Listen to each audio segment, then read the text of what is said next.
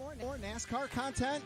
For all the latest in NASCAR, including driver interviews, race recaps, fantasy NASCAR, listener call-in shows, and awesome giveaways, tune in to the Lap Traffic Podcast on iTunes, Podbean, or your favorite hosting site with new shows every Tuesday night.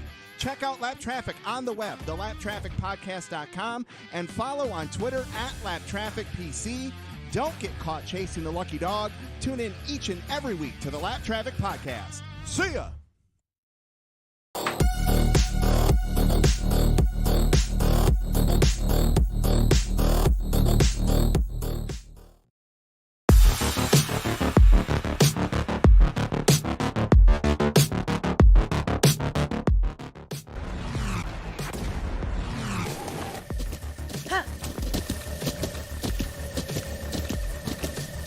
With the ButtKicker Gamer 2, what you see and what you hear is what you feel.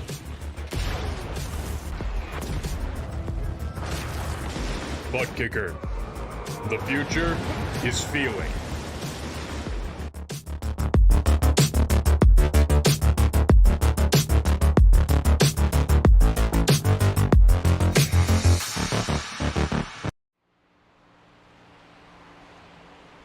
Welcome, ladies and gentlemen, to Freaky Fast Broadcasting. Tonight, drivers from the Full Send Racing Series get prepared to attack the 2 mile in length here tonight at Auto Club. It's race number 6, the California 180, presented by AMR Paintworks. And AMR Paintworks, like they've done the last sponsorship, they did a race. If you win, you get a free scheme. So drivers are hoping to get themselves into victory lane here tonight. Again, thank you for joining us here Tuesday night on Freaky Fast Broadcasting.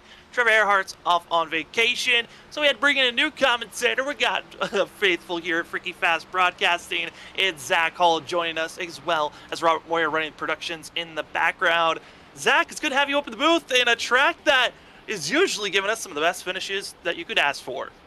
No doubt, Sam. I'm so happy to be up here, man. Like you said, one of the best racetracks, not only, but the car to do it in tonight. This Xfinity thing, or this Xfinity machine, is just a real fun car to drive, and it's really going to give options to spread out around this racetrack, and that's when Auto Club becomes one of the best tracks, in my opinion, on the circuit. It has so much tire fall off, and you can move all over the place. You can see guys from the top to the bottom on this racetrack trying to make time, so going to be very, very fun to watch. And from what I've seen throughout the time watching these guys throughout the week here on Tuesdays, this is a very exciting league. Tuesdays has been giving us such a great showing. This is race number 6 of the season. And Zach, we've had 5 races, 5 different winners. We started off at Daytona with that of a 0.003 of a second finish, taken by that of William Edison. Then we were at Kansas, that of Ross Tatum. It was tire strategy, got over a 4.5 second win there at Kansas. Race number 3 was at Dover, where Cole Sacchetti finally got himself into victory lane. Then we had that of 2 weeks ago at the Roval, Cameron Sarton defending over Chris Essery. Then last week, the surprise, the thief of the night, it was that of Dylan Glass, coming from 17th place up to take the lead in just 12 laps, showing off the fresh tires and how important they could be. But tonight, race number 6, could we go 6 for 6 on different winners throughout this season? Time will tell. But Zach, we're here at Auto Club in the Xfinity cars, something that's going to be a little bit different from most leagues. Xfinity cars, kind of a lost breed of series that drivers used to run all the time, but now it's pretty rare to see any leagues decide to run these cars. It really is, Sam. It's kind of surprising because personally, in my opinion, it's kind of the car that's most linked to the past of what we're used to as stock car drivers. And it's so fun to drive, in my opinion, because it's got these tiny rear spoilers, not a lot of rear downforce. They're sliding all over the racetrack. Tires become super important in it. And with the less downforce on the race car, it kind of gives more options to follow each other and make the racing a little bit better, in my opinion. So, surprised not a lot of, leagues do utilize this car, but man, tonight we're going to see, I think, a fantastic race with this machine here. Into that outside wall there on that qualifying lap. That's Cameron Sarton, the 2-time champ, trying to go for his 3rd championship in this series as we are in season 3. As for that 24, he got his win at the Roval. He feels pretty confident going for the rest of the season. With the win, you're locked into the playoffs. And right now, Zach, we've got only 12 drivers that can make the playoffs. This is race number 6, already 5 wins. Kind of showing if you want to make it into the playoffs, you might have to get a win to go in to the playoffs for themselves. Yeah, I mean we've seen with these playoff formats like this, winning you're in with such competitive leagues, it can be very, very close when it comes down to the very end of the season. It's gonna be fun to watch these guys go to battle here tonight and see if there's a 6th different one. There's still a lot of strong drivers that are looking outside going in. You got that of Brandon Pierce, who we've seen on Thursday nights look very quick for himself. Also, that of Ken Campbell is not inside of our top 12 currently right now. Nick Holland's 13th. Those are 3 very competitive drivers that easily could come in and try to steal some spots, but it's been the rookies that have been looking so strong that are still trying to steal some positions for themselves. As for now, qualifying has come to a conclusion. It's time to see how the drivers are going to stack up here tonight. As taking the pole award, it's going to be Ken Campbell in that first place position, with that of Chris Essery to his outside. Nick Holland's going to be in 3rd, with Travis Dart in 4th place. Aaron Hill's going to be in 5th, with Brian Burchett going to be in 6th position. Bo Tiffany 7th, with as well going to be seeing that of Chris Stitz in 8th. 9th, that of Christopher Wade, with Will Bustler finishing out your top 10. In the 11th position, it's going to be the 11 of Ross Tatum. 12th is going to go to Martin Perry. 13th is going to be William Edison. 14th is going to be Zachary Peterson. 15th is going to go to Brandon Pierce. 16th is going to be Timmy McNally. 17th is going to be KT McCann. 18th is going to go to Joshua Altis. 19th is going to be Sam Siegel. And rounding out that top 20 is going to be Robert Sherwood. Then Doug Pierce going to be in 21st position, with Daniel Keith Jr. in 22nd. Philip Chavez and the 101 going to be in 23rd, with Cameron Sarton in 24th. Ryan Lynch 25th. That of Charles Hugel going to be in 26th position. 27th, Bill Dart. And 28th will be that of Michael Boyd. As we got 28 drivers about to log in and attack this track. Zach, 2 miles in length. Auto Club Speedway, a track that has a lot of characteristics to Michigan, but this track can also bite you very quickly. No doubt, Sam. This track can definitely bite you in a split second, and you got to be on top of it at every moment, and especially in this Xfinity car. Again, I alluded to that small rear spoiler makes these cars very tough to drive and very little downforce and grip when it comes to that. You got to get these cars very slowed down, and you're going to have a lot of off-throttle time. But the one thing that this track has that you see at other tracks that are comparable are those seams, and that's something like the Homestead Miami Speedway. You have the seams also on the track, and that affects the race car a lot. Those seams are the changes in the banking as that track progressively gets more and more banked as you go up that racetrack, and those seams can really help that car rotate. So you're going to see drivers using them to help that car rotate, and then sometimes maybe using them a little bit too much and maybe over rotating. So it's gonna be fun to watch the line choice. I think that's gonna be the one thing we probably talk about majority of the night, is what line is the dominant one. What line, and also how much spacing there's gonna be tonight for these drivers. It's 90 laps in total, but we do have our stage break at the end of lap 30. One fast repair for all these drivers here tonight, with 3 extra sets of tires in pit road, so a lot can be changed up very quickly for themselves. As Ken Campbell, Chris Essery, as well as Nick Holland, ready to get themselves racing in quick. And a lot of these front runners still looking for their first win this season, as they are going to be ready to go fast here tonight for the California 180 presented by AMR Paintworks. AMR Paintworks, for the winner, they get 1 free scheme, so they're all trying to get to victory lane for that. But as well, the most important, get yourself locked into the playoffs. That is the goal. That is the cue. As the pace car pulls off, we're ready to go green flag racing here at Auto Club Speedway for the Full Send Racing Series. We're green, and the outside lane is already stacked up and ready to get rolling. Yeah, great start from that top lane up there, as they're going to be roaring down. It's over the wrecking. Wrecking further behind, it's going to be 2 to 3 drivers all spinning out. There's Robert Sherwood and others. The yellow flag finally flies, and man, drivers were not prepared for the stack up. Some did not get through the gears as cleanly as they hoped on that restart, and Zach will take a replay of this, but obviously you're expecting your lane to take off, but they didn't here, as you see the look from the 2 of Robert Sherwood. Yeah, you see this stack up here, and right there you see the 88 in that top groove. He's going to be really the first car that has that stack up happen. Then from there, the 101 coming into the picture, and 3 cars spin there. And man, oh man, that one could have been a lot worse for these guys, but man, that one caught me off guard so quickly, Sam. I just saw 3 cars sideways immediately. Yeah, and it looked like for the 101, he did not mean to make that encounter, but he was tapped by Daniel Keith Jr. That's what initiated the 101 to fly back up into Sherman and others. And a blink of an eye already, a multitude of drivers having to go into pit row to get service done for themselves. No one with required damage, luckily here, Zach, but obviously you're not wanting any cosmetic damage at this type of racetrack.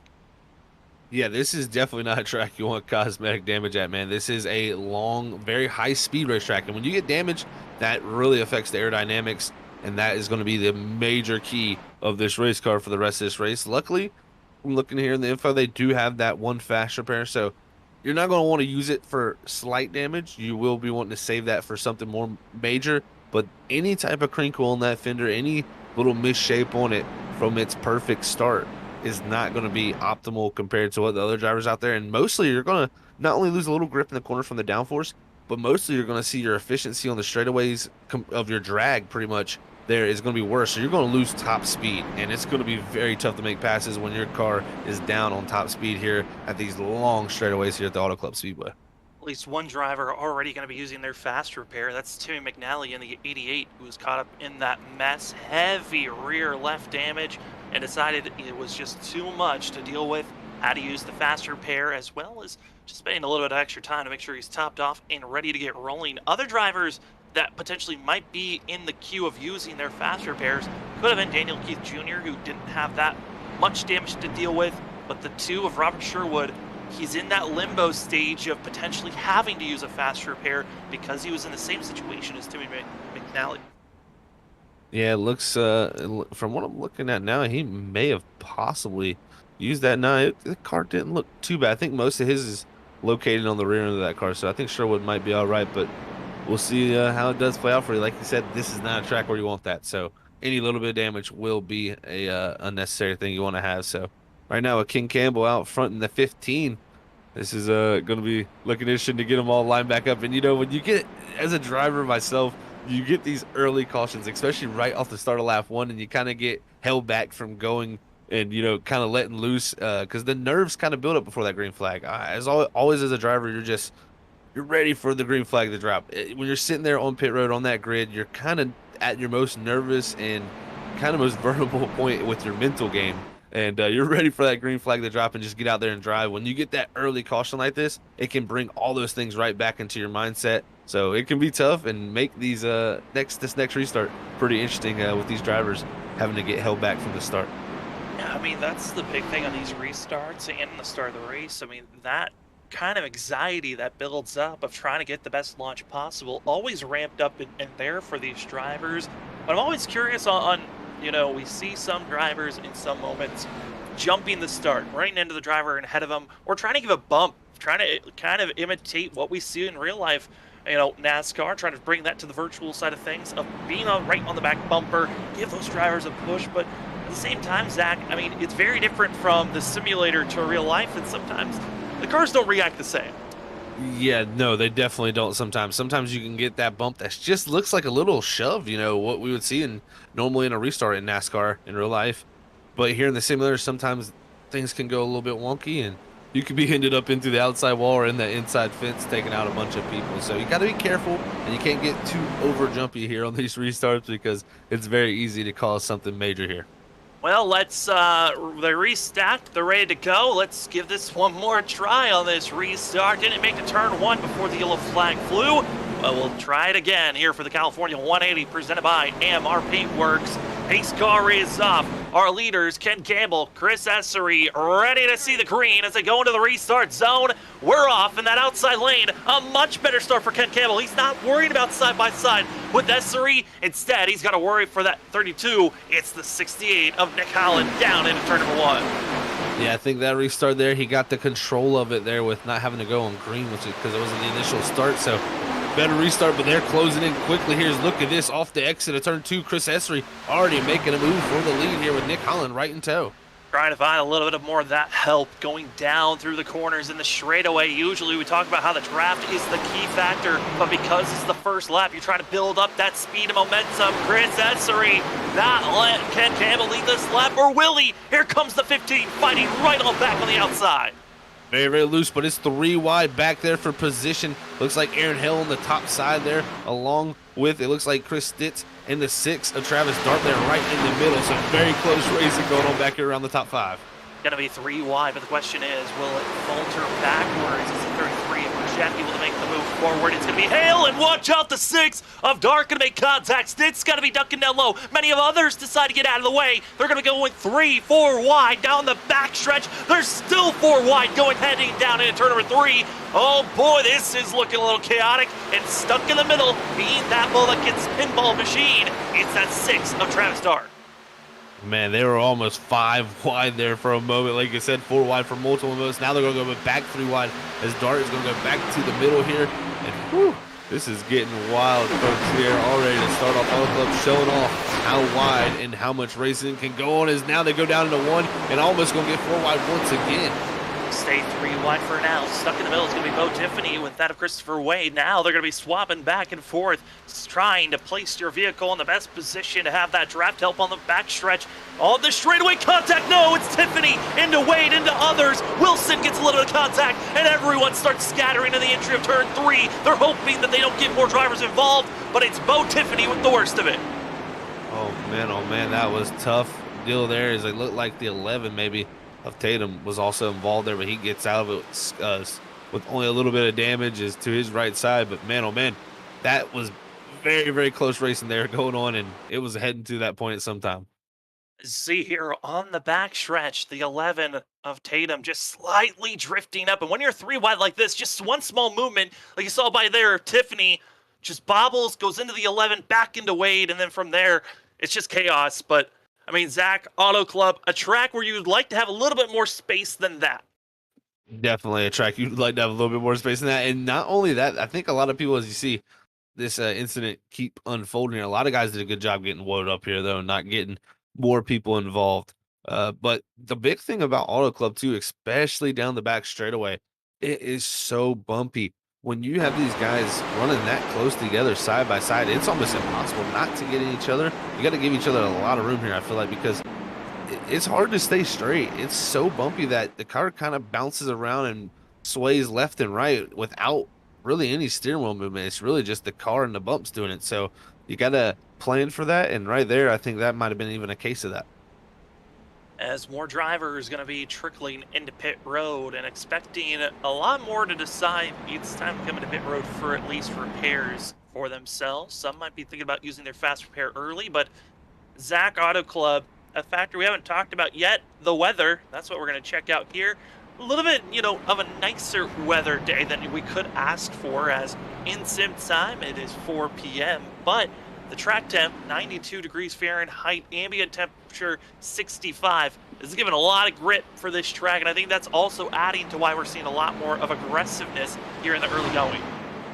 It definitely is. That 65 ambient there is really going to be nice for these race cars. It's going to give this track a lot of grip, like you said, and really only about a 2 to 3 mile an hour southwest wind. So the winds haven't really been too wild here, so not too much of a balance change there for them, and also that humidity around 61%. So pretty good conditions, I feel like, to race here tonight. And I do feel that track temp should trickle up maybe a little bit, especially the more green flag laps we get out there, the more that track will tend to heat up.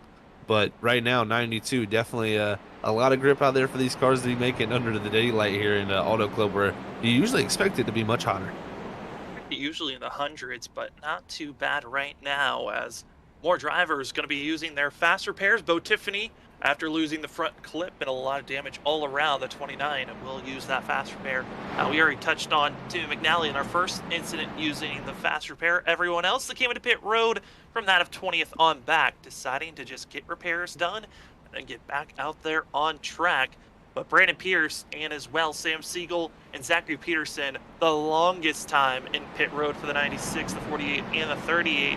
They're all going to be still in the lead lap, but when you have to be in pit road for over 30 seconds, that's not a good sign heading into the rest of this race. No doubt. When it's over 30 seconds, that means it's pretty major damage. You especially with these Xfinity cars, they still get some decent damage. They do have a composite body, so it's not as bad as what we're used to with the sheet metal bodies that we used to have on the Xfinity car and the Gen 6 Cup car. Those were very, very notorious for just getting the wall, and you're pretty much, your day was done at that point, the race for any type of speed. So here in this Xfinity car with the composite body, it does give them a little bit more chance to fix it up. So hopefully that'll allow them to get some speed. But yeah, you definitely don't want to be building up that damage because, again, like we said, here at Auto Club, it's all about aerodynamic straight line speed. And if you don't have that, you're not going to be able to make passes. So we'll see how it shakes out as we're going to get ready to go back green here, Sam. And, you know, we've had a pretty wild start here, man. That was some really fantastic racing. We'll see if these guys keep that up. We'll see if the gaggle of cars on top of one another continues, or will they start to get spaced out? If they get spaced out, we're expecting some green flag racing, but coming to the start-finish line, we are 1/3 done of our Stage 1 race so far. Stage break is at the end of lap 30. Top 10 drivers hoping to get those bonus points as well. After that stage break is done, we get to race to the lap 90. Only one stage break all race long, but already 2 cautions in our first 10 laps of the race. How many more will come, or can we stay green as we are inside the restart zone? Green flags back in the air for the California 180, presented by AMR Paintworks.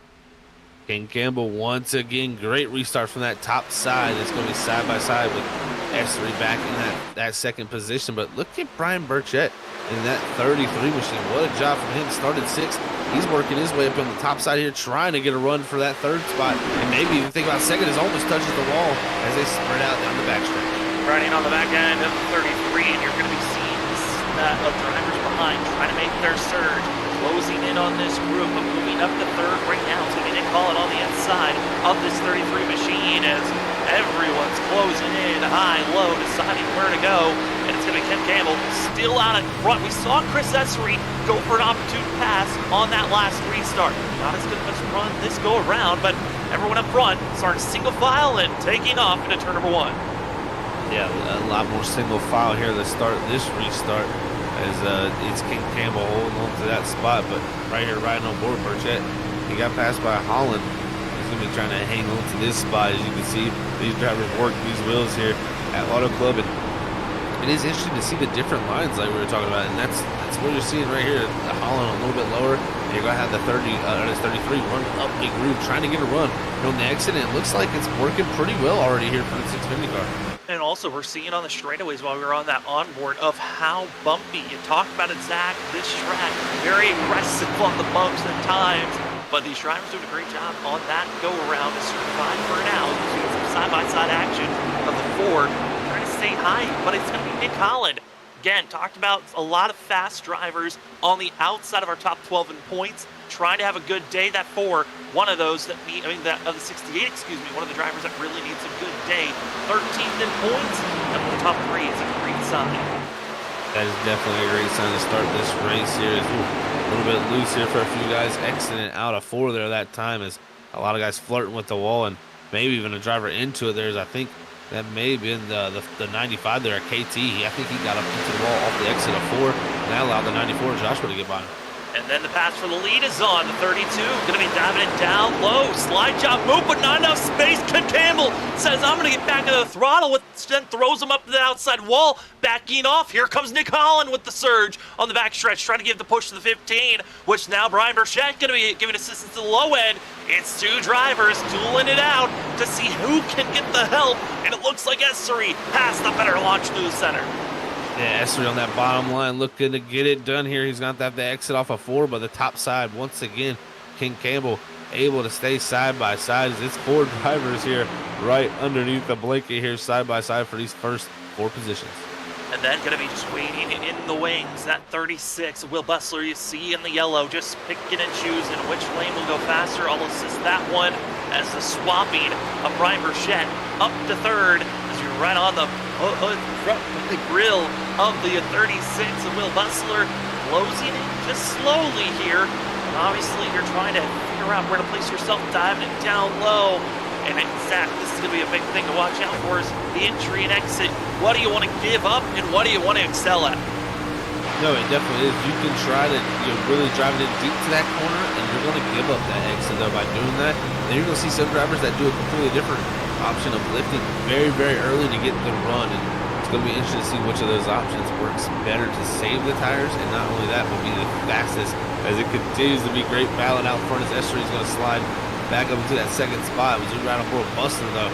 He's trying to go out Holland here as Burchett was able to get around him, and now Burchett maybe even trying to take second up there as this group is just feisty.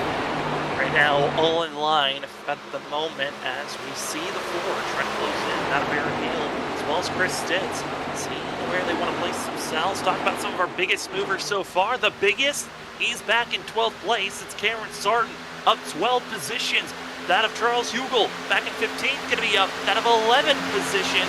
But in our top 5, it's that Joshua Altus who's going to be up to 9th, up 9 spots, and trying to pick and choose how he wants to make the surge forward as he's getting to see some great racing action of Stitz and Hale side by side.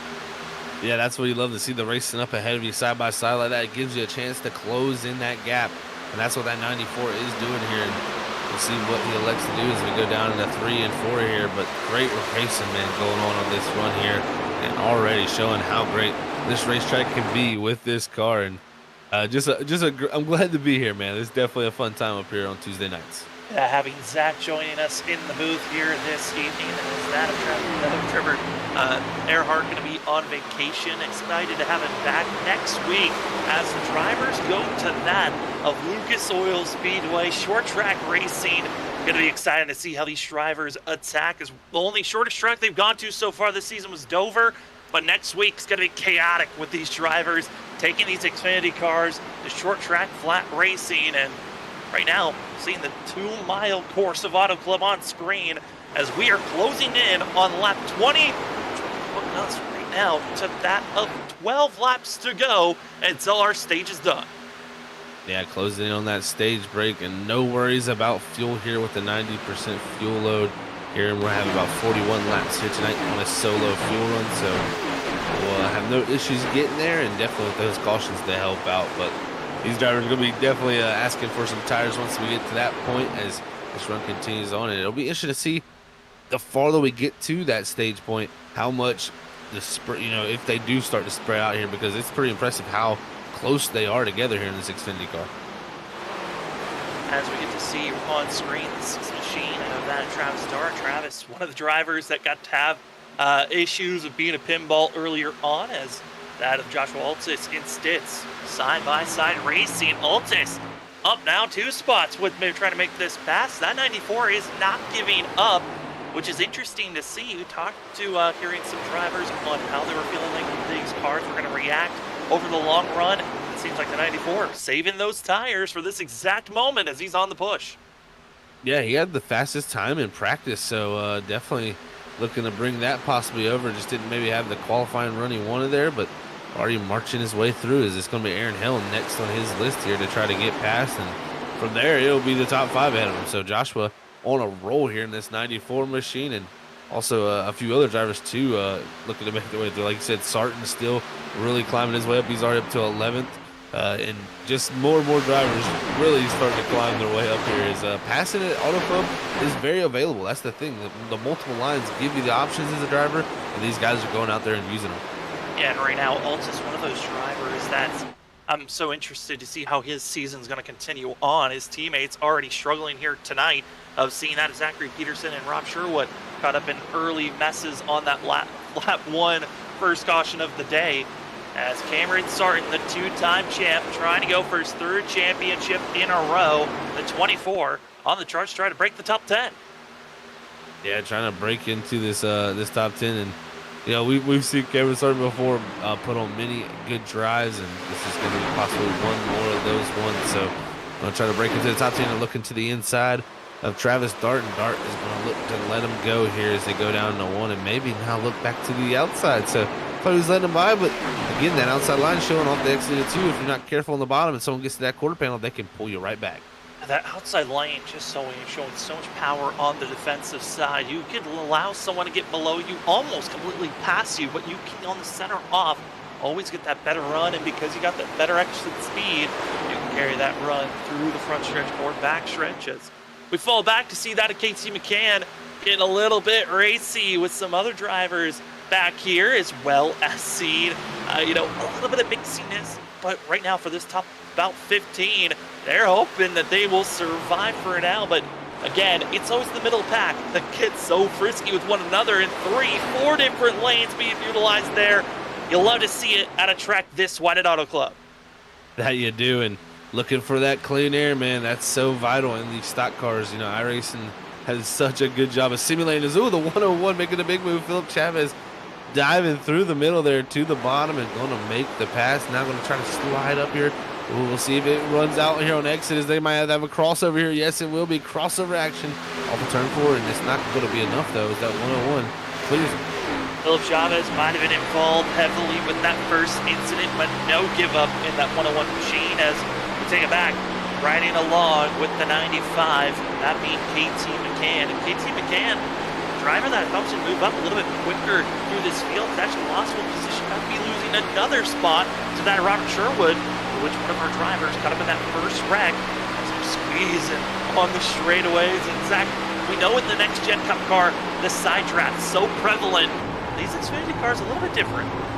Yeah, definitely a little bit different. You know, it's from car to car, it is different here in iRacing. And you're seeing guys still utilize it, but it's not going to be as prevalent. That small rear spoiler doesn't make that side draft as strong. So it really makes it where it's kind of tougher to get that pass done once you're side by side. So we'll see guys utilizing it, but it's still not as powerful as they maybe wanted to be. And, you know, as we ride on more with KT here, you know, you brought it up about him moving forward. And I believe he was at one point. It's just he got into that wall there, and this damage on this right front fender and right rear has really, I think, set him back. And like I said, you get damaged, it's so tough to have straight line speed here. And long straightaways, no straightaway speed just does not equal good things. As the 88 now, McNally's going to go by him. And McNally caught up in that first lap, first corner wreck in the 88, trying to make his surge forward. But talking about a surge forward, 12th place runner, that is the 29 of Bo Tiffany, caught up in that second wreck that we had here today. And Zach, from all the way from 24th position up to 12th, this 29 has done a great recovery run so far.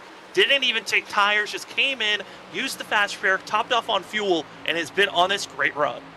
Yeah, that's the most impressive thing, not taking the tires. You know, you would think if he took tires there, maybe this would be happening. But, man, Bo Tiffany showing right now he has got the paces. He's going to look to the inside of Travis Dart here to try to keep moving himself up and possibly look for that 11th spot. As right now our top 10 are kind of all lined up. Lined up and trying to keep themselves on the spot, potentially try to pull away. But look at all the different gaps throughout this field. There's no true definite pack. Everyone practically from first all the way down to that of 25th to 26th are somehow attached to one another in the draft, all keeping it within at least a second of one another until you get back to 26th place, where that Michael Boyd, Bill Dart, and Brandon Pierce are all in their lonesome. And I'm starting to see a few more guys. Look at Cameron Sarton back there in that 24. He's using every bit of the racetrack here, trying to make that usage of the top side. And he's been the first driver I've really seen go all the way to the wall. You know, we've seen about the third lane used, but he's going almost to the fourth or fifth lane. So it's definitely possible to do here, and something I would be interested to see if it works for him as he continues to do that here. Down in 1 and 2 is racing right here with Tatum going to the bottom, trying to make this pass. Is looking great as Burchett just dropping back here as this run goes on. And Ross Tatum kind of in his familiar spot. This is how he won back at Kansas. He stayed low, hugged that white line, and then found himself being 4 seconds ahead of everyone else back for a race number 2. The 11 trying to get back into victory lane. And, you know, for some drivers, we talk about certain tracks, majority of mile-and-a-half tracks. Once you get that wear and tear, you see drivers move up, down, and you really are changing which position you feel the most comfortable. This 11 just seems like that low line is his comfort spot at every track we go to. And, you know, that's an interesting thing, because it's a very common thing with drivers, and I think side by side for the lead, actually. Yeah, Esri Cole back up front here. He is going to look to the inside off of 2, but not have enough run there. Again, is like you said earlier, Sam, about the outside line. It is so easy to defend up there, and Ken Campbell doing the best job of just defending his line, not letting that 32 machine get the run he needs to set up the pass. So great defensive moves from the 15 of Campbell. They close out to the wall as Bustler. I mean, he flirted with disaster there on the exit. And Chris Essery was trying to do the exact move of stay a little bit higher than the 15, and Campbell recognized that he dropped too low, and the run by the 32 was going to be massive, so he had to drift up all the way up to the wall to defend. 15 did a great defensive charge, but Will Bustler in the 36, he's been just being patient, letting every other driver that has tried to go for a pass, he lets them go, but he gets the better run, and that makes each and every pass here. But the 36 gave the push to the 32, diving down low, hoping for any type of space for this dive bomb, but the sled job move's just not enough space, and Bustler's gonna have to just fall back in line. Let's see here off the exit of 4 here, coming to the line. King Campbell gonna win the stage, and like you said, not gonna be enough there for Bustler. It's just gonna be Essery holding on the second with Bustler third there, but a great start to this race, man. And it looked like right before the yellow flag was thrown, I think Ross Tatum might have been able to make the pass for that of 6th place over that of Brian Burchett. There's a lot of movement going on throughout this field, and a lot of drivers cracking into the top 10, while others falling back. As tonight, what a run it's been so far for the Full Send Racing Series. Your top 10 going to be that of Ken Campbell, Chris Essery, Will Bustler, Nick Holland, and that of Aaron Hale. Your top 5 with Ross Tatum, Brian Burchett, Joshua Altus, Cameron Sart. Your 10th driver going to be getting those bonus points is Chris Stitz. Those are your 10 drivers. Congratulations to Ken Campbell's. We're going to step aside as the drivers race around this track to catch up to the pace car. You won't miss a thing under pit stops because we're going to be going side by side. But we are excited to take it to the end. 60 more laps still to be ran, and these drivers here are going to be giving you a show. The California 180 presented by AMR Paintworks. Excited to take you to the end here on Freaky Fast Broadcasting. We'll see you in just a little bit.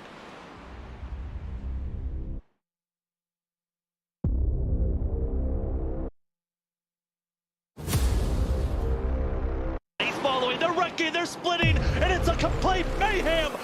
We have a wreck at the front. 19 goes down into the 7, takes out the 00. They're 5 wide behind for fifth.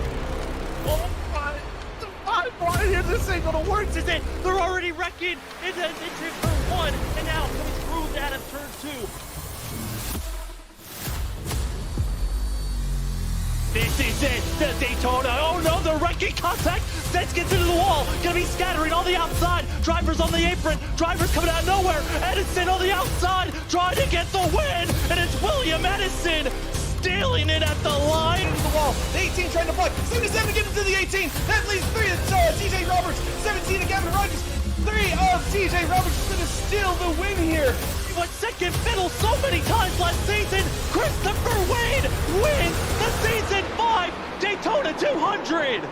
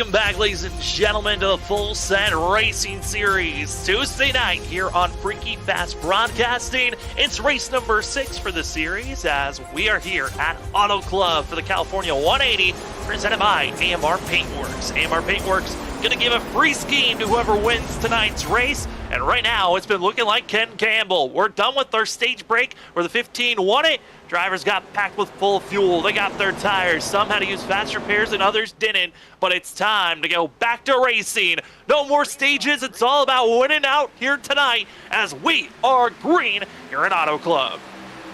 Another great start from the top side from that 15 machine. We'll see.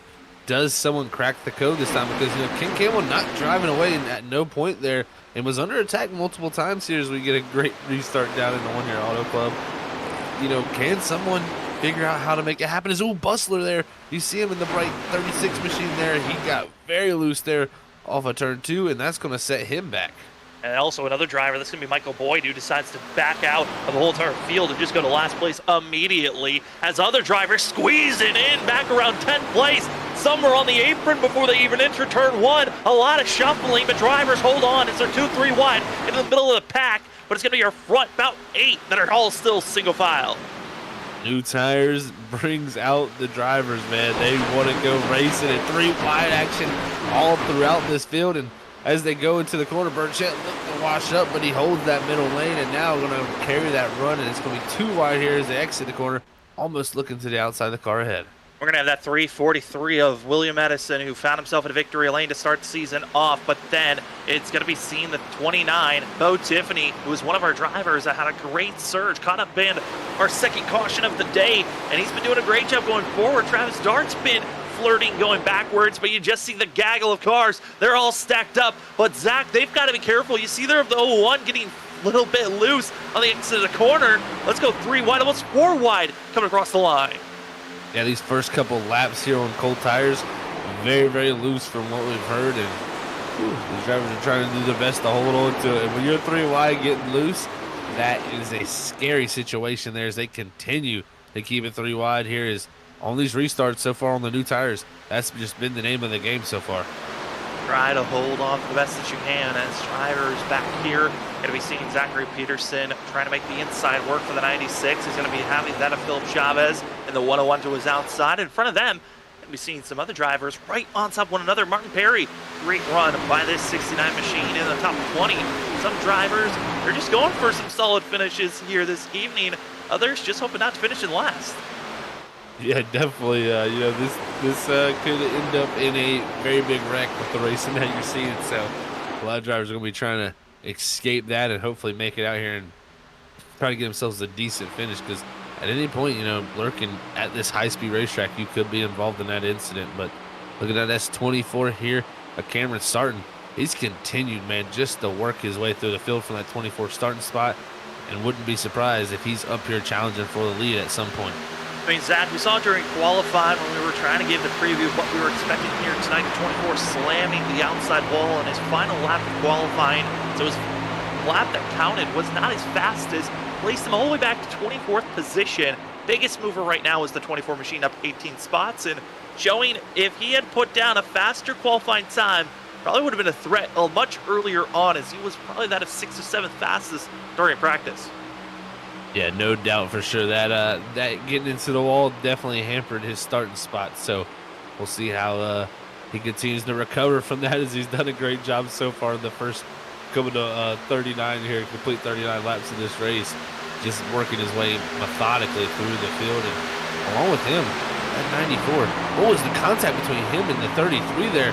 Very, very close racing between those two as the 94 tries to hold on to that spot there in 9th. But, man, he's also worked his way methodically through, but that could have been dangerous right there.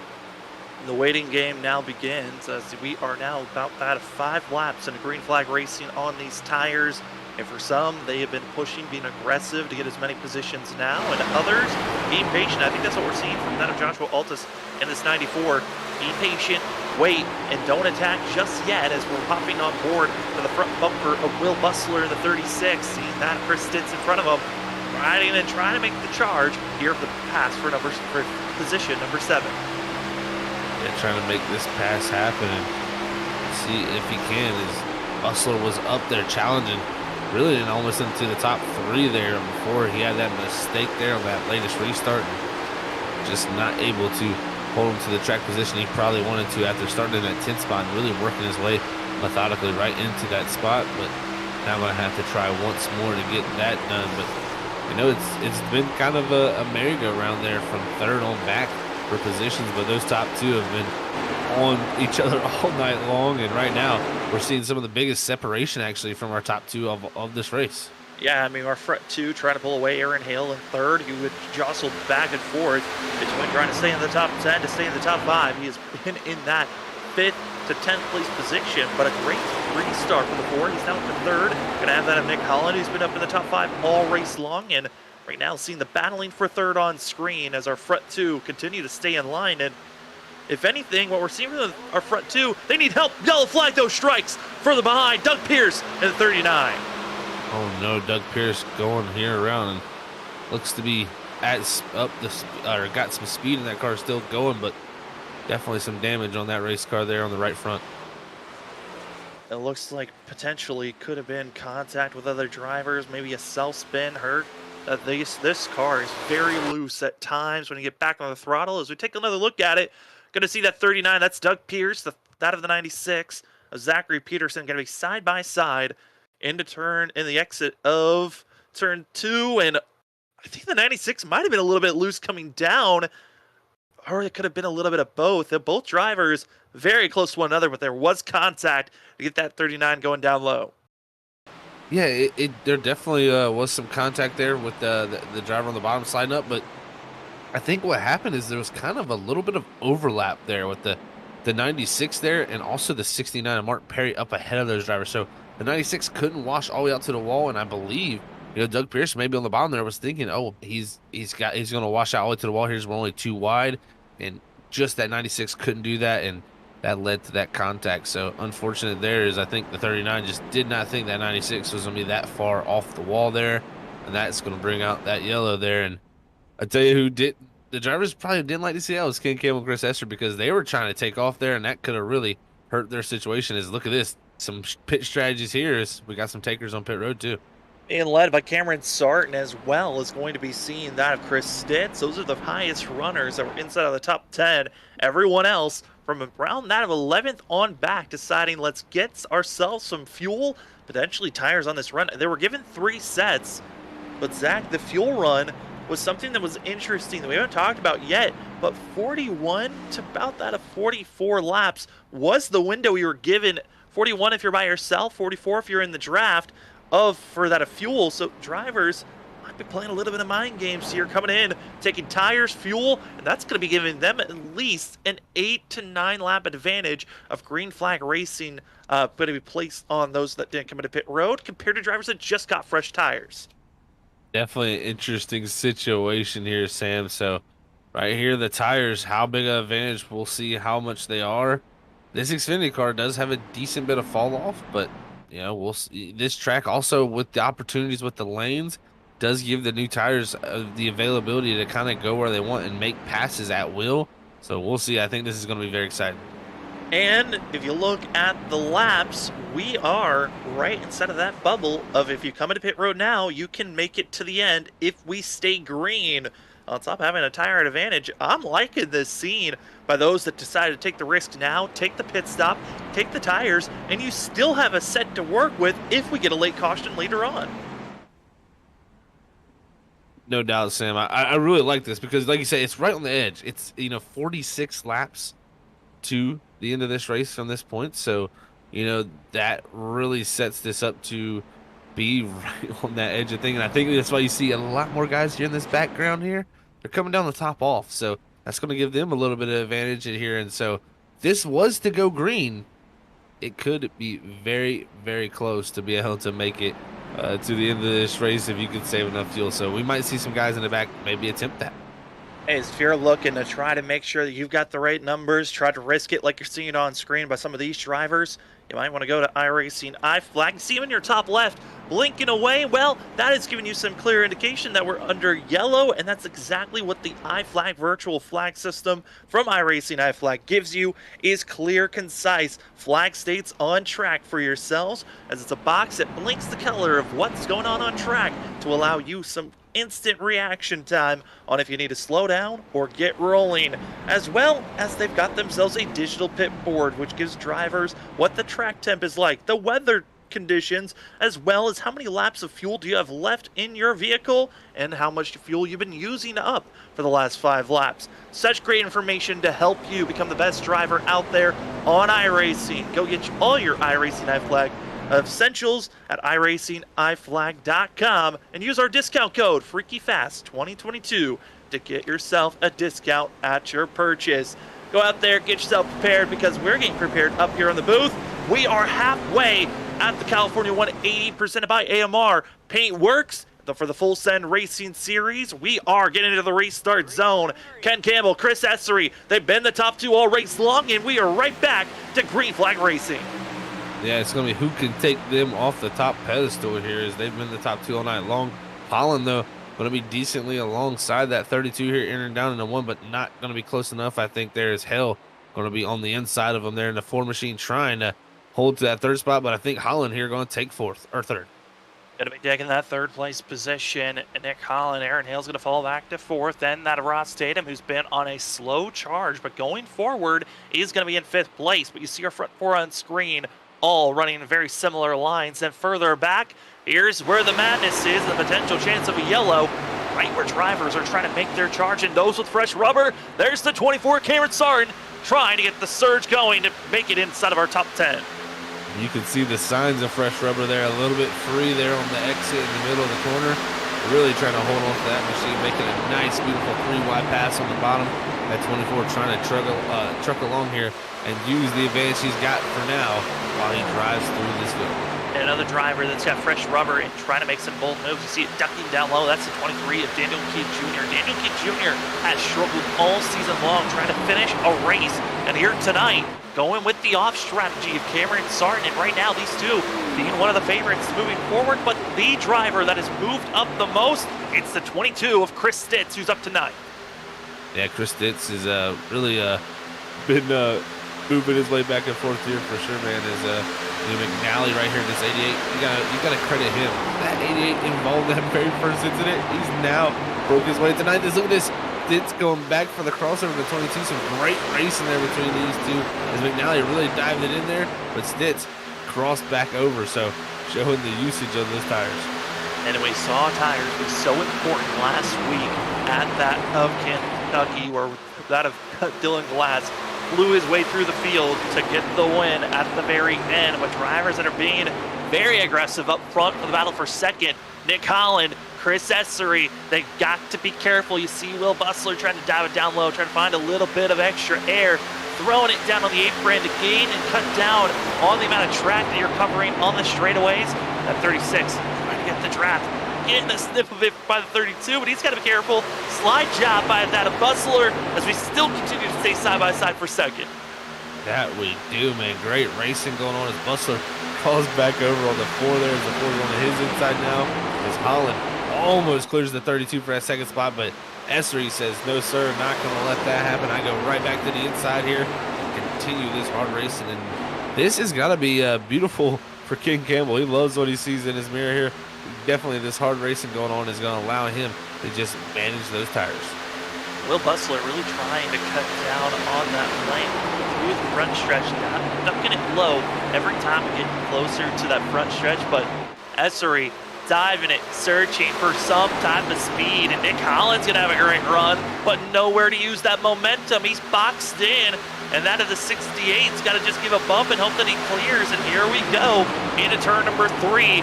Holland continues to stay in line. Will Bustler, that 36, really searching for everywhere to place that machine.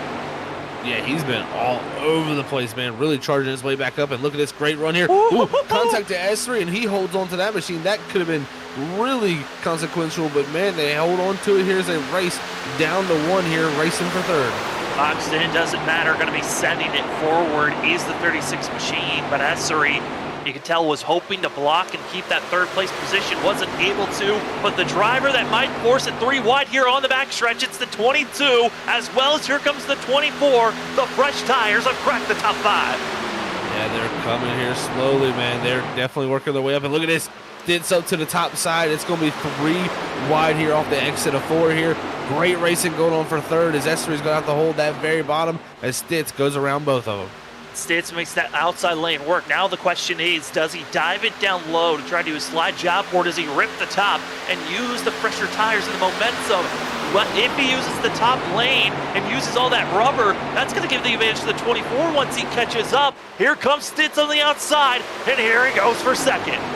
Yeah, just because you got the new tires, you can't forget about the drivers behind you that have new tires. You can't use them up hitting through here, but he's definitely got to be having a good time as Stitz is working his way through. His last time was using this top side, able to really make it happen. It looks to go back to the bottom. As look up top there is Cameron Sargent. He's trying to use that same maneuver the 22 used. He's trying to do it, but he's going to be boxed in. Just, into the wall. It's going to be that of Cameron Sargent. Also going to be seeing that of Brian Burchett ducking it down low to get out of the way. And just like that, in a blink of an eye, we saw it during qualifying and his strikes during the race. The 24, heavy right side damage. Yeah, that's major damage. I'm looking at the right front fender myself here, and it is not looking good for that 24. That's going to be a lot of straightaway speed. Luckily, he's going to have the new tires that are going to allow him to make some speed in the corners compared to these guys. But that straightaway speed going to be quickly diminished here from that damage. And now all eyes going to be on that 24. Does he continue to keep the speed, or will he falter back? And for up front, that of the 22 of Chris Stitz is kind of stalled out. He is running the same exact pace as Ken Campbell and Nick Holland, but he's going to try to dive it down low, the 22, trying to search for how to get up front and break up the lead position in Ken Campbell, because that's been the duo, but no longer. Chris Stitz to the lead in a blink of an eye. And what a power move that was. Got the clean air on the nose, went straight to the very bottom of the racetrack and cleared them by multiple car lengths. So Stitz here going to be that first car on new tires out to the front. And with Sargent getting that damage, this is going to be a good look for this 22 machine if this race continues on green. And now I want to fall back to 9th place, because there is a gaggle of cars on top of one another, but in the middle of all of it, in the eye of the storm, it's that of the 38 of Brandon Pierce in 9th place. He has been flirting with last place all race long.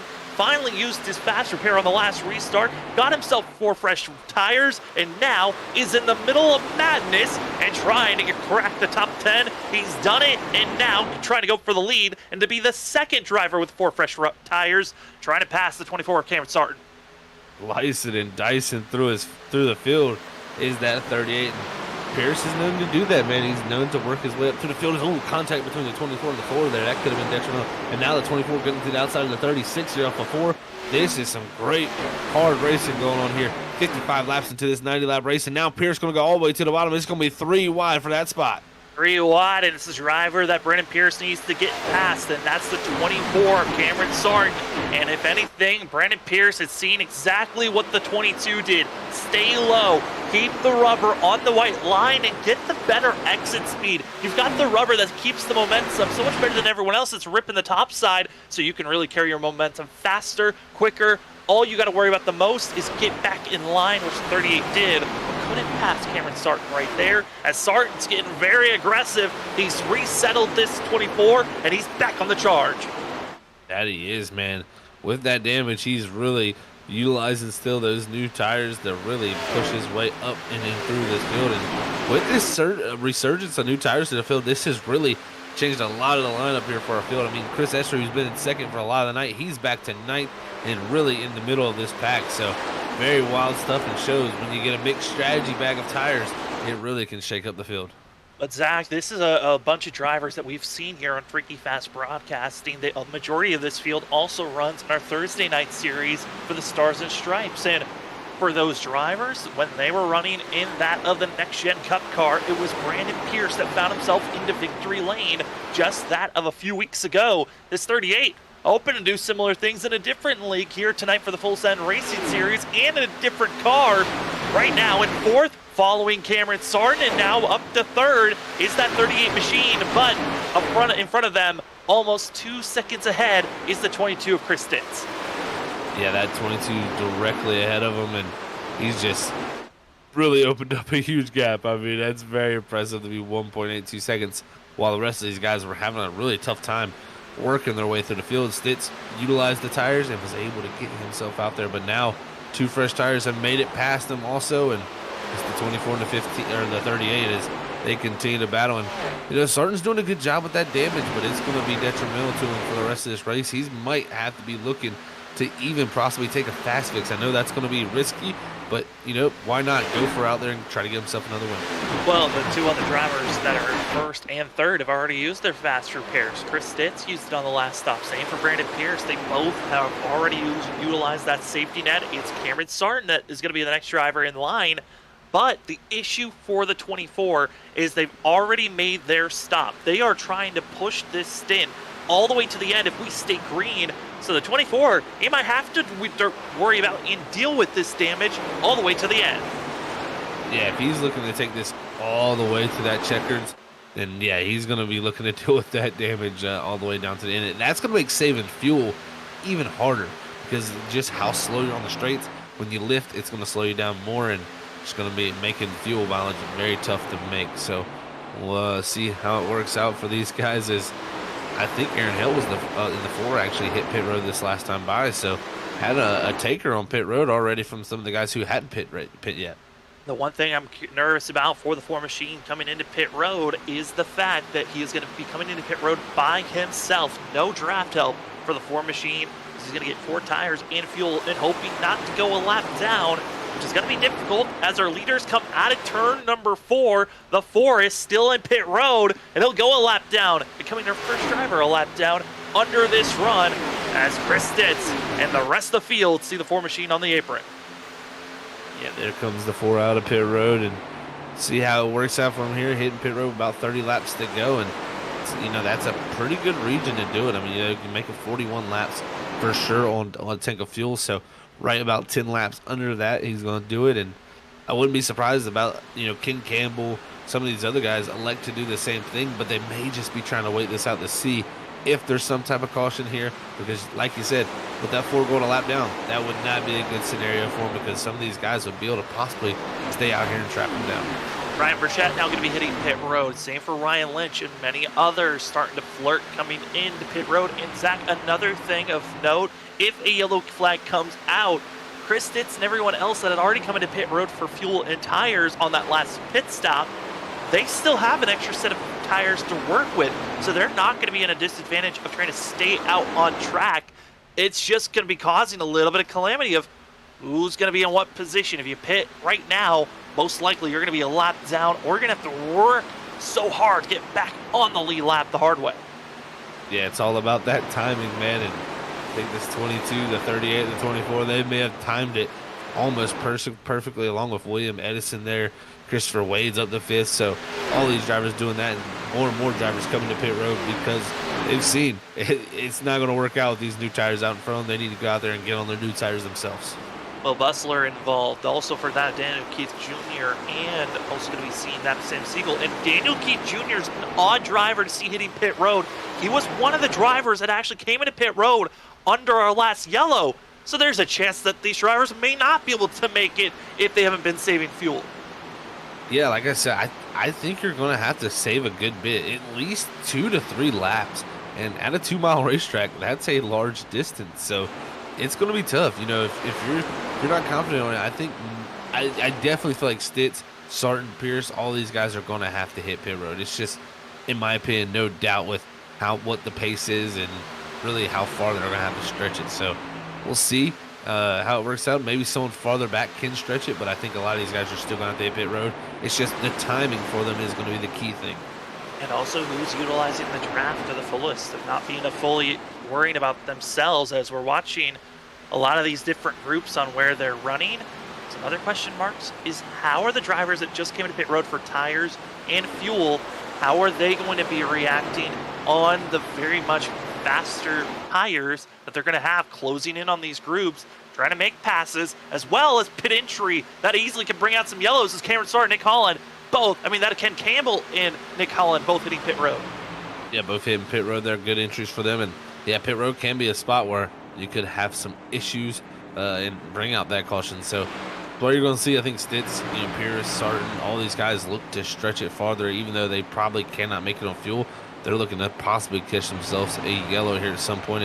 And, this, like you said too, Sam, they only have one set of tires in the pits, so they want to wait as long as possible because they come in here too soon, take that last set of tires, and the caution comes out, 10 to, laps later after that, then they're going to be sitting there in a tough spot when it comes to the rest of the group who has another set. Yeah, and those that are coming into pit road, they're all going a lap down currently, and that means that if a caution comes out while you're hitting pit road, you're most likely going to have to take the wave around, and for the drivers that are still out there on track who are patient and waiting, they're now going to be in a pretty prime spot to, we saw it last night here on Freaky Fast Broadcasting of some teammates playing some strategy of staying out and holding off a lot of drivers that were a lap down. That could be a strategy move by some of these drivers that came into pit road under our last yellow, because they would only need just one yellow flag for them to just stay out, trap drivers a lap down, and you're already, for some, getting a net gain. You're very right, Sam. That strategy, we seen it played last night, and man, I think it caught a lot of guys off guard. They're like, what is going on? Why would I get the wave around? And, when not everybody pits, it could possibly lead to not everybody getting that wave around, only the lucky dog being given. So that is a situation that very well could play out. But right now, 18 cars on the lead lap, and it looks like Aaron Hill, one of the drivers who pit one of the earliest times in the 4, he's gotten by Stitz in that 22 is, the 22 is Stitz's. Pierce is out front. Brandon Pierce talked about some drivers being aggressive and maybe using up those tires a little bit too much. Chris Stitz, one of those drivers that might have done that. He flew trying to catch up and take the lead immediately. Brandon Pierce, as well as William Edison and some others, were patient, saving their tires, and we're slowly making the march forward. Christopher Wade is one of the drivers I'm curious about. He's been very patient on these tires. He could be making a late charge to go after Pierce and Stitz. He very well could, Sam. And I tell you, Stitz, I went back and looked at it. He did get into the wall off of 4 about 2 or 3 laps ago, and that really allowed Pierce to close it down. And yeah, that 22 starting to struggle here on those tires, and it showed. He drove his left through the field and really took off there and pulled that gap, and not surprising to see him falling back here a little bit now as this run continues on. But you can see Sarton also in the 24 had that damage. He's falling back also, so very similar situations, and right here they'll probably be looking to hit pit road here within the next few laps. And you might be wondering, why are there so many drivers around our leaders? Well, those are all those that have already come into pit road. They are unlapping themselves the hard way of coming into pit road, taking the fresh tires, and making the aggressive charge to go by and make sure they're on the lead lap. So if there's a late caution, they would still be okay and be able to come into pit road as more drivers hit pit road. Ross Tatum, Martin Perry, and now the question lies for those that are up front. Still, Bo Tiffany, that of Chris Essery, both need to come into pit road. They're the last of those that did not come into pit road under our last yellow. And then the big old question, those that came into pit road on our last yellow, can they make it to the end? As here comes that of seeing the 29 of Tiffany and others that need to hit pit road. And more drivers electing to get it done here with 20 coming to 20 laps to go in this race, and we'll see how that works for them as they jump back up to our leader. And you can see, like you said, Sam, just multiple cars working by the leader here, unlapping themselves and trying to get those laps back, because this Daniel Keefe Jr. there getting his 1 lap back there in 23rd. For that of Chris Stitz, he's now fallen to almost a full second back, but Pierce being passed by these cars with pressured rubber is costing a little bit of time. At the same time, also forcing him to run the outside lane, using a little bit too much rubber for himself. Cameron Sarton hitting pit road for the 24. Yeah, we'll see. Does he utilize that fast repair also on that 24 machine? I would think he would, because of that damage, just so much hinder him here, but we'll see how it works out as he comes to the box and looks to get a nice clean stop. And Zach, the group that we have to keep our eyes on is going to be back in 6th place. That is Travis Dart, that of Altus, Sherwood, Pierce, and also going to be that of Bill Dart. All these drivers decided to top off on fuel coming to the 1 to go, so they felt like they needed just a little bit extra. They've also fallen back by over that of 16 seconds to our leader on just trying to save fuel. They are for sure trying to make it to the end And now for their eyes, they got to be careful because that Aaron Hale is just mired just a couple about that of 16 seconds back. Means that the 4 is on the hard charge to catch up to the group that's saving. Yeah, can these guys catch up to the saving group? That's going to be a question we got to see here. And, you know, I think this is a very smart call from Travis, starting to back your pace up. They topped off, and, man, it's going to be an interesting time for them here in the very last few moments of this race to see if they can save enough fuel there to make it to the very end of this thing, Sam. I tell you, it's going to be nerve-wracking. It's going to be interesting, and let's see if they can hold them off. Because the thing is, you might be able to make it, but you might have to go too slow, and you might give up the spots that you need to win this. Here comes Chris Stitz into pit road. Can't make it for the 22, and now the question continues to lie for everyone else that's up front that was being very aggressive, like Brandon Pierce, like Wade, Edison, and others that are in this lead pack being so aggressive. Can they make it on fuel, or did they overuse their tires and fuel to make it to the end? Oh man, the questions continue to loom over this series as we're in this waiting period of who can make it and who can't. Got to give a shout out to more of our sponsors. That at the Admin Box. Admin Box is a premium button box with a plug, set, and go to give you some of the best features to be the best admin and race control for leagues or hosted races. Go use our promo code FFB-BOXX. That is FFB-BOXX.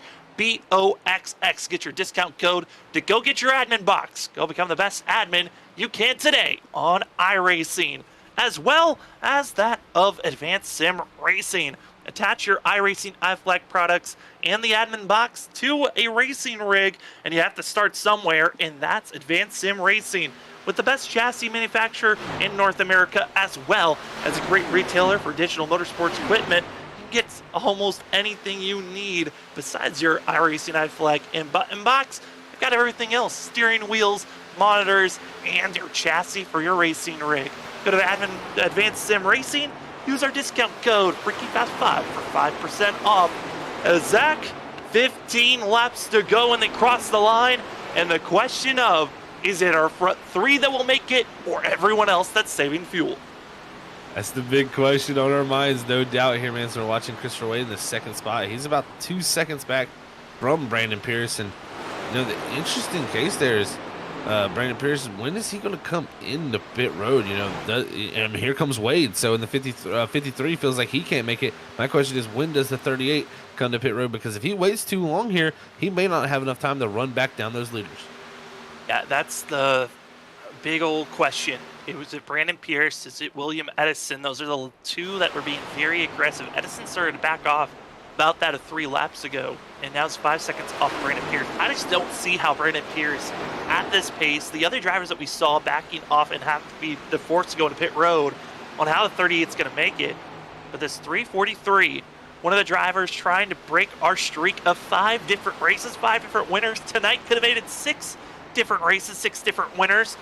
And for himself, he won the first race of the season. Will Edison be the driver to make it, or could it be Charles Hugel back in 3rd place, who's 13 seconds back from our leader? Or could it be the pack of drivers that topped off on fuel? 1 to go on our last caution, that of Travis Dart, Altis, Sherwood, or Zachary Peterson. Yeah, you know, looking at the way, you know, lap times are falling away here, I don't know if if Ken Campbell, who now is the first car, I believe, to have had hit pit road so far in that 10th position, I don't think he's going to have enough time here to run down these guys if they can make it on fuel. I mean, how big the gap is there. We're coming down to almost 10 to go. It is almost a second on difference in lap time, but that lap time difference is going to decrease as Ken Campbell starts to fall off more and more with his tires. But right now it is around that, a little bit more than a second being gained each lap. And if he goes at that pace, he will be at the tail end of the Travis Dart, Altis, Sherwood, and Peterson pack. But he will not be close enough to Charles Hugel, who is currently right now 15 seconds ahead of the 15 machine. So I think Charles Hugel might be in the best spot right now, who decided to just save enough, now be aggressive, but the 30 being all by himself is in a terrifying spot. Brandon Pierce, who's still leading this thing, has not backed off on his pace. He continues to pressure on. William Edison, who we see on screen, has been backing off on saving fuel, but the fastest drivers on track that pitted on the last caution is Travis Dart and Altis in that group that are all packed up with one another back in fourth place. Yeah, this is going to be nerve-wracking and going to be one that we're going to have to monitor pretty much all the way down to the end with it when it comes to this time delta. So right here, Pierce still waiting as long as possible to stay out, and you know that has a little bit of question in my mind. And I even hopped on board, rode with him a few laps just to see if he was saving a fuel, and he wasn't really saving fuel. So I don't know if he feels confident in making it, but the longer he goes here, the less chance he has of getting farther back up this field. But maybe feels more confident about something else playing out for himself as we're watching this 343 here. Is I think he's kind of in the same boat here in Edison. So, and like you said, Charles Hugel, he very well may be the one in the perfect spot, but his lap times are 44:27. That's a hefty slow lap time there this time by. So we'll see. Is that major fuel saving just going on? Is possibly Travis Dart, and then behind him, who was running him almost about a second to a half a second faster, could be running him down. I think for Dart, Altis, and as well Sherwood and that Pearson, I think they might have been given the go button of, all right, we've saved enough, it's time to attack. And they're starting to close up on Hugel, which would put them in the best position right now. But I'm curious, again, 10 laps to go, and a caution could change a lot of this factor. And if we're going to see a yellow, it's going to be around that of a 10th, 11th, 12th position. There's a small group of 4 drivers that are being very aggressive in the thick of things. It's Ross Tatum in the 11, just getting by that of Aaron Hale. And for Ross Tatum, his goal, be in front of Ken Campbell and be the leader of the drivers that have already come into pit road. And he's got the freshest tires of only pitting 11 laps ago compared to Ken Campbell, as well as Nick Holland in front of the 11 of who pitted 16 laps. 4-lap difference is between those 3 drivers. I think you're exactly right, though. If the caution's going to come, this is one of the bigger groups of cars we got grouped up together racing. So we'll see how it works out there as hell. Remember, he was one of the first cars to pit, and he is definitely under distress from these drivers coming up on these fresher tires behind him. Is right now Ken Campbell still that first driver to have pit in that 8th spot, man. 29 seconds back from Brandon Pierce. That's going to set him about 11 seconds back from Travis Dart, and then with 9 laps to go, I don't know if there's going to be enough time for that 15 to get back there if these guys have saved enough. I'm looking at the gap still, and between Ken Campbell and that Travis Dart group, it's around 10 to 9 seconds the difference. Again, on screen, this is the battling for drivers that potentially can bring out a yellow that can take away all of this strategy that we're talking about. But Brandon Pierce needed to save around that of 4 to 5 laps on his own. He had got a lot of assistance with being around and in the middle of lap traffic to save fuel for the 38 machine. But right now, Zach, Brandon Pierce has been by himself leading this group for the past that of 13 laps, and that is using up a lot of fuel when you're by yourself. Yeah, no, it definitely doesn't. The longer he goes, the more I think he's just going to attempt to do this, because it's just, kind of useless to wait this long if you have a feeling that you're going to have to come down. So we'll see. Does the 38 have enough fuel?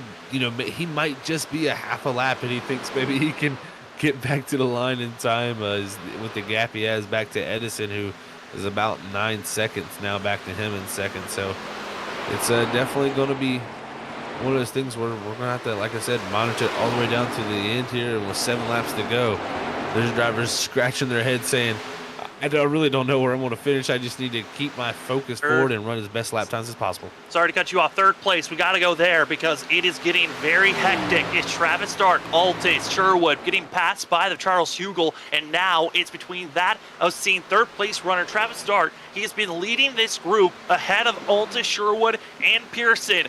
Those drivers running from S&B Motorsports, they've been working with one another. They all came into pit road, to the 1 to go marker before our last restart, and now on top of one another, Altis wants 3rd place right now and trying to become the first driver of those that were in that one stop. And for that of Brandon Pierce, Edison, they're now inside the 41 lap window of being out there on fuel and tires. Now they're hoping that they've saved enough to go for these final 6 to 5 laps. This very well could be the race for the lead. They're going to make contact as the 94 slides up into the 6. The 6 just trying to hold on here, just keep it side by side, but if the 94 can clear, this could be what could be the race for the lead coming down to the very end of this thing if the 38 and the 334 don't make it. But right now, that 94 tried everything in his power. He's just going to be able to clear him here, but does he have the ability to slide up? I think he will. They will just slide up just a little bit, and the more that they battle, the closer Ken Campbell and Ross Tatum trying to close in on this group, and they're running about a half a second faster than these drivers that we see on screen. The more that they're side by side, the more they're allowing the drivers behind to close in, and as well, they're crossing their fingers that the drivers ahead of them will run out of fuel. Still, that of Brandon Pierce, William Edison, they have a full for that of Edison, 6 seconds ahead of this battle that we see on screen, and a full that is 17 seconds ahead of them is Brandon Pierce, who's hoping he's got a big enough gap just to coast out of turn 4 if needed. As the 38, 4 laps to go, the pressure's on. Who's saved enough fuel? Because it's all the drivers in our top 7 that are crossing their fingers and hoping that they did. Everybody breathing deep here, saying, do I have enough? And I think like you said, these guys have the go window because they are just racing super hard. And could they push each other into the window of running out also? So we'll see how it all shakes out here. This racing continues on, but the 94 may be set up to win this thing if that 330. Pierce is out of fuel. Pierce is out of fuel. He's headed to pit road, giving the window now to William Edison. Did he save enough fuel? I think he's out too, Sam. He is coasting, he's slow, he's low, and he looks to be heading to pit road. Is William Edison? No, he stays out. We have to hop on screen, hop on the cockpit, because we got to check out, is he clutching? Because right now he is very slow, is William Edison, and he's being caught quickly. He is being caught. Altis, less than a second. The 94 is there. That of Edison will not make it. It is now Altis, Dart, Sherwood. These 3 drivers, they're going to battle for these final 3 laps and hope that they're going to save enough fuel because their eyes are going to be on Ken Campbell back in 7th place. Or will it be Ross Tatum? They're 6.5 seconds back from our leaders, and they're hoping they run out of fuel because they do not have the speed to catch up to our leaders. They need them to run out of fuel. Zach, 2 laps to go for the 94. What a call from these drivers to come top off, save the fuel, and now they'll see if they have enough of this Sunoco fuel to make it for 4 more miles here at the Auto Club Speedway. What a call from these drivers. The 94 of Joshua has really put himself in the prime position and has made the pass here in the final few laps on Travis Dart. And you know Dart's got to be saying, man, oh man, that one's just got away from me here as they head down the back straight for the penultimate time. It's looking good here for the 94 if they just got enough fuel. A lap and a half, and the question now lies, will Travis Dart have anything to really try to surge? And it looks like he won't really have truly anything for the 94. Joshua Altis, he's been searching, he's been caught up in messes. He comes into tonight tied for 12th in points with Nick Holland. Holland nowhere to be seen. The 94 on the freaky fast white flag hopes to be having the fuel to make it to the end. They topped off back with the Wendigo marker. They've been saving fuel. They backed off by almost 20 seconds from the leader to make sure that they could have enough to make it to the end. And Zach, a lap and a half, just a half a lap to go for the 94. It always seems to be Auto Club, man. This place always known for the fuel mileage strategy, and it's going to play out once more here again as the 94 is going to look to make it on his fuel. The battle for second charges on out of 4. Teammate Sherwood going to be trying to make the pass for second, but for the lead, we've seen tire strategies. We are now going to see fuel strategies winning here for the Full Send Racing Series. Joshua Altis wins here tonight, making it 6 for 6 on 6 races and 6 different winners here this season. And right at the last second, too, Sherwood takes that second spot from Travis Dart. But what a top 3. That group was all together, saving fuel all the way down to the end, and some of these guys, King Campbell, you know, that group possibly going to be kicking themselves saying, man, we let this one get away here tonight with strategy. If we just pitted on that last restart and topped off on fuel, that was what was the winning marker, as well as trying to save fuel. It's crazy to see these drivers on how they ran. But Zach, 3 of our top 4 all SMB Motorsports drivers. Top 2 are SMB, and then 4th place Zachary Peterson, also a part of the SMB team, who have come in, and the rookies shined here tonight at Auto Club. The stars were aligned, and in the Auto Club 180 presented by AMR Paintworks goes to the 94 of Joshua Altis. So impressive, man. 6 for 6 this season with different winners. That is tough to do, and just shows the competition level and the great races that they put on here at Tuesday nights. And man, it was a pleasure to be up here in the booth to call it with you. It was nice to have you up the booth as well, Zach, as the 94 gets to burn it down. We're not done just yet up here at Freaky Fast Broadcasting. We got the post-race show. We'll talk to our top 3, that of Travis Dart, Robert Sherwood, as well as Joshua Altis. When we come back, as the 94 gets to burn it down, we'll step aside. We'll see you in just a few moments.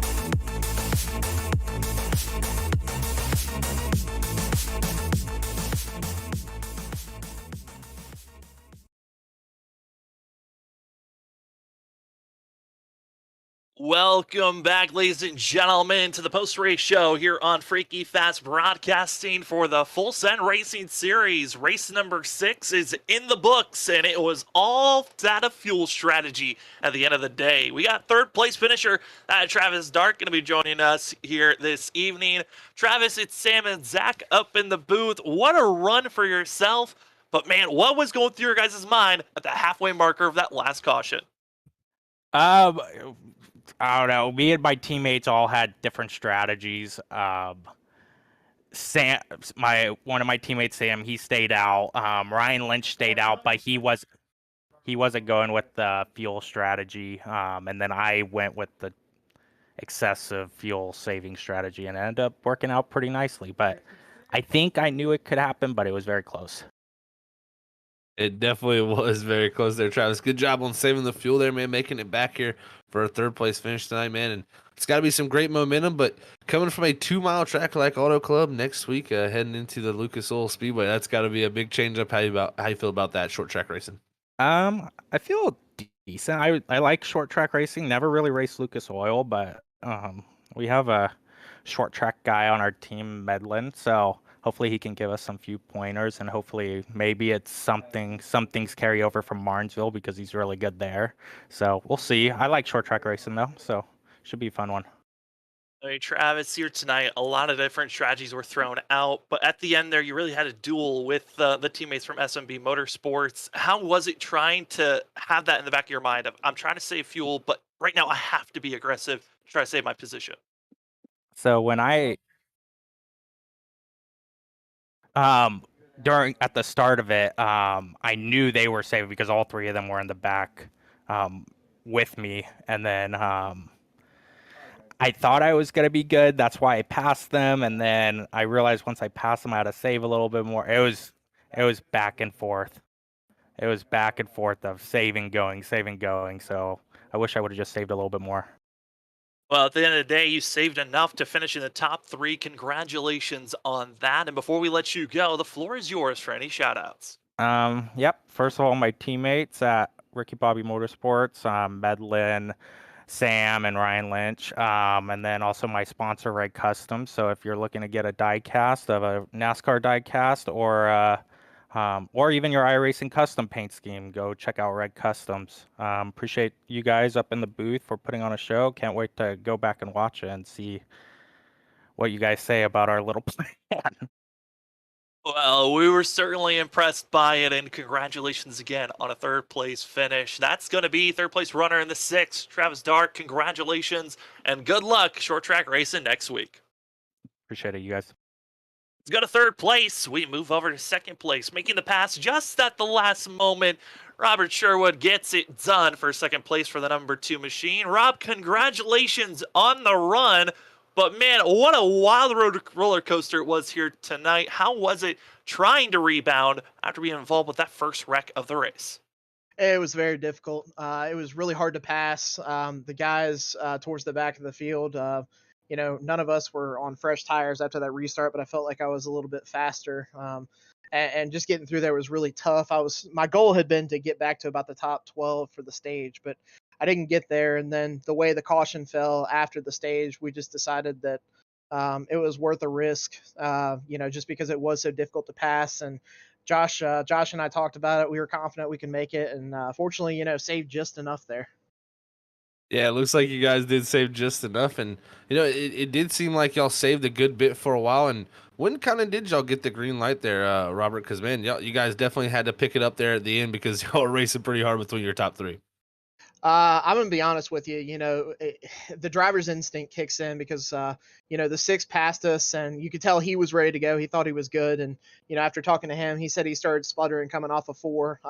We've had races like that, so we were almost a little bit gun shy, to just to actually put pedal to the metal and go full throttle. To be honest with you, I was saving up until the white flag. It's hard to see those estimated laps on your fuel calculator. They just keep dropping and dropping, and then you feel confident, and then you'll have a lap where your average use is a little bit more. So honestly, I felt like I personally saved until the white flag. I think Josh was able to save a little bit better, and he was able to go a little bit quicker than I was. So I think that ended up being the big difference. But I'm proud of him. He did a really good job there, and to come out with a 1-2-4 for SMB Motorsports, I'm really happy with, especially in that way. Well, Rob, you've been Mr. Consistent on your team. You're the highest of your teammates based off collective points you've been gaining. But you're seeing the gap that's inside of the playoffs to make it into the playoffs kind of shrink each and every week with the new winners. This is our 6th winner in 6 races. How are you feeling for the rest of the season to find a win? Because it might have to be a win to get you into the playoffs. I'm not too worried about it right now. Obviously, it's you really feel comfortable only with a win, and I knew that coming into the season. But I also have had more speed than I expected coming into the year, and I felt like I had a winning car at Dover and could never get track position. I felt like I had a winning car at Kentucky and I could never get track position. So honestly, I know that if I don't put myself in the back of the pack on a poor qualifying effort like tonight, eventually those results are going to come just with the speed. So, at the moment, just happy for my teammate, feeling good with the speed we have, and it'll come. Well, Rob, congratulations again on a top 3 finish. And before we let you go, the floor is yours for any shout outs. I just want to shout out my teammates. Fantastic strategy. Congrats to my buddy Josh. That was a great win for him. I know he's been really frustrated with his results so far. So for him to get the results that he really should get week in week out is I'm proud of him. And as always, thank you to you guys. Sam, you guys do a wonderful job up in the booth. I appreciate Travis putting on these wonderful leagues that he does. And yeah, thank you guys. Look forward to seeing you guys again soon, hopefully. We hope to have you up in the booth again one of these weeks. That's Rob Sherwood in the 2 Machine coming away with second place here tonight. Congratulations on that, and good luck short track racing next week. As we go from second place to victory lane, we get ourselves with the driver that had the fuel and had the speed at the end of the day. We've got that of Joshua Altus with us. Josh, what a run for yourself, but man, how does it feel to get that win? Coming in tonight, you were that bubble driver, but now you're locked into the playoffs. Yeah, thanks, Sam. I mean, holy cow, what a night. About time we had some good luck go our way, man. I feel like we've had really good speed throughout the season, and just circumstantial things that came up, whether it be strategy or last week I was super frustrated because I thought we were really, really fast, and my pedals ended up messing up, and they were locking up, and I was having all kinds of issues during the race, and probably not the smartest idea, but went and purchased pretty much all new stuff off of Fanatec. So shout out to Fanatec, and so I had the new wheel, new pedals tonight, and worked out.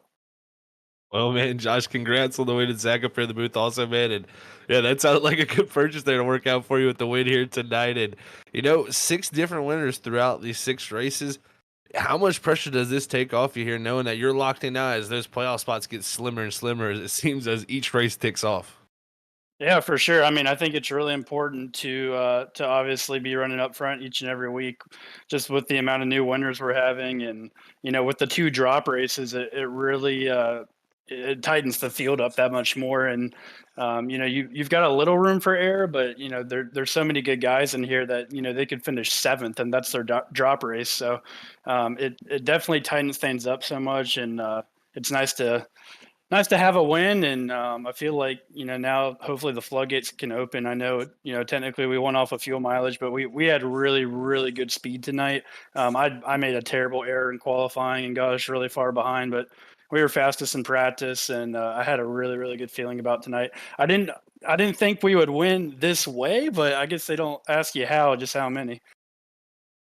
That is very true. Josh, I mean, a season that is looking very dangerous with us having 6 races, 6 different winners. But, man, how are you feeling prepared going into next week? Or are you just now going to have to think about going to IRP? Yeah, no, I feel really good. Some of the short trats, I think, are going to be a little sketchy, but I feel like honestly the schedule kind of suits my driving style really well. I definitely had this one circled, and the way the trats kind of line up, I really feel like we can go on a tear and knock down a couple wins here, because there's some really, really good drivers in here, and coming from the S&B Cup Series was the last league I really ran, and really took close to a year off, and just kind of got back into sim racing recently. So shout out to Travis Dart and Full Send. I mean, this is such a fun league, and Travis does a great job, putting it on every week for all of us, so we can come and race in a good environment. Well, Josh, congratulations on the win again. And before we let you go, the floor is yours for any shout outs. Yeah, I apologize. I'm going to take a little minute here, but because I got a lot of people to thank. First, I'm going to shout out my sponsors, Bass Pro on the card. It's been fun having Bass Pro on there, and Segura Solar. If you guys are interested in clean energy and saving a lot of money on your electric bill, hit me up. And then I again want to shout out Travis Dart and Full Send for all his hard work and making this such a great series to run in on Tuesday nights. Want to thank you guys at Freaky Fast for broadcasting our league and giving us something fun to watch after the races. And I guess I got a free paint scheme tonight as well. So thank you to AMR Paintworks for that. I do want to thank my teammates, Zach and Rob at S&D Motorsports. Sam, you're familiar with all of us at the S&B Cup Series, and it was kind of cool to convert that over to a team and still be able to race with great friends. And Rob and Zach did a great job tonight. We all kind of stayed together. Definitely want to give a shout out to my spotter Logan Brakey, for kind of coaching me throughout the race, and I've been able to spot him a little bit on Monday nights as well for his truck series. And then the last couple, I want to shout my dad out. My dad came over and helped me kind of get up and going after last week with some of my new equipment. So really appreciate him. He's always been my number one fan, and he's my best friend. So love you, Dad. Thank you for everything you do. And then finally, want to shout out my wife, Jordan, for letting me run on Tuesday nights. And I want to give a little dedicated win. I want to dedicate this win to my baby girl. Ivory was born July 14th. So I'm a new daddy now, and this is for her. That is going to be your winner here tonight, Joshua Altis. Congratulations on your win, and good luck heading to IRP next week. Thank you, boys. Great night. As we go from victory lane to go check out the unofficial results here tonight. Zach, again, thank you for joining us. We're going to have Trevor Earhart back in the booth next week, short track racing. But overall, tonight was a wild one, and I don't think a lot of drivers were expecting it to come down to a fuel strategy run, but the cautions lied perfectly. We got Joshua Altis, Rob Sherwood, Travis Dart, Zachary Peterson able to hold on the fuel to make it to the end with Ken Campbell, Ross Tatum, Nick Holland, as well as Will Bustler, Cameron Sarton, and Bo Tiffany going to be finishing out your top 10. But I think, Zach, a lot of the drivers were hoping maybe this race could have maybe gotten a caution to help them out with a better run there at the end. Yeah, I look no farther than the 22 of Chris Stitz. Even Brandon Pearson, the 38 there, he really needed that caution. William Edison in the 334. They needed a caution a few laps before they had to hit pit road there at the end and really kind of ruin their race. So, tough night. They're coming down to the end with fuel mileage not going right for a few guys, but a few guys timing it right. That's usually how it plays out when these strategy races happen, when it comes down to fuel. And Zach, as we're coming to our final thoughts, wild thing, 6 races, 6 different winners. There's only 12 spots in the playoffs, and 6 of those spots are already filled. And what's even crazier, Zach, we have 9 more races still to go in the regular season before we get to our 5 race playoffs at the end. So there is an opportunity and a chance. If we get 6 more different winners, we could turn into whoever's got the most wins makes it into the playoffs. That would be so intense, man. And I tell you, I wouldn't put it past these guys from what I've seen, just being a viewer on Tuesday nights and then coming up here in the booth tonight. It's going to be interesting. And all you folks at home, you are not going to want to miss it. So make sure you tune back in here every single Tuesday, because Sam, Trevor, and Robert, these guys do a great job, not only, but the guys out on the racetrack, they make it easy for us to do our jobs up here. And with a track like IRP coming up next week, Sam, I'm telling you, you guys are going to have your hands full with some great racing there all over that racetrack from the bottom to the top. So very, very excited to see how that all plays out as a viewer myself. It's going to be a good one. Again, Zach, thank you for joining us in the booth here tonight, helping as Trevor was on vacation for himself. Trevor Earhart will be back for IRP next week. But if you're wanting to see some more great racing action like you saw here tonight, subscribe on our YouTube channel. Hit that bell notification to be notified for every single time that we go live or have any other content that gets posted as we go live 6 days a week. Some great racing action still to be seen this week, as tomorrow night we're going to be seeing those drivers from the Wicked Racing Series going to go to Gateway, as well as going to be seeing some great racing action from that on Thursday night with the Stars and Stripes go to Nashville Super Speedway. Then we get Friday off. But Saturday, Zach, I know that's a race that a lot of drivers have been preparing for. It's the WSSR Roast to Gems Cup Series, a 1-hour endurance race at Le Mans. That is going to be an interesting race where I know the drivers have been trying to practice, get better. And Zach, interesting to note, you are one of the favorite drivers to watch out for.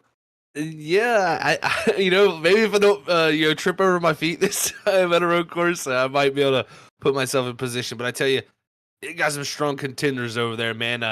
Normally you got to deal with Vincent Sort, our defending champion, and Brian Johnson. Always, those guys are always a top tier to beat. But Aaron Smith won the pole there at Coda a few weeks back. He's so fast. Unfortunately, I wrecked him. Sorry to him still. And then, you got Tom Sinchek, who's been practicing like a madman. So I'm telling you, it's going to be a strong battle up front. And then throughout the field, the guys are going to be holding on because a lot of guys new to that racetrack. They're learning. It's 8 miles there. And I'm telling you, I can't wait. I need to get more prepared myself, and I hope we can put on a great show for everybody at home. And then we have ourselves. Sunday's going to be off for the 802 Next Gen Cup Series. But Monday, a very dramatic race where we're going to be seeing the ISRC Race Car Graveyard Truck Series going to Las Vegas. In that series, this is their 3rd season, but every single time they go to Las Vegas, something goes horrifically wrong for a lot of drivers. We're expecting a lot of flares, a lot of anger, and it's going to be a dramatic race at Las Vegas Monday night. But the race that I'm most excited about next week, it's got to be this race. Gonna be at IRP Short Track Racing for the Full Send Racing Series. They're gonna put on a show. Race number 7. Will we have our 7th different winner of the season? Time will tell, as we will be back here on Freaky Fast Broadcasting and right back to the cycle that we have of 6 races a week. Can't wait to give you more coverage here on Freaky Fast Broadcasting. Again, remember, subscribe, like, and follow us on all of our socials. For Zach Hall, for myself, Sam Dyer, for Robert Moyer, and everyone else that helps us out here at Freaky Fast Broadcasting, thank you for joining us here at Auto Club. Fuel mileage was the key, and the 94 got it done, but will they survive next week? We'll have to find out. We'll see you then, or we'll see you sometime throughout the week. Have a good one, everybody.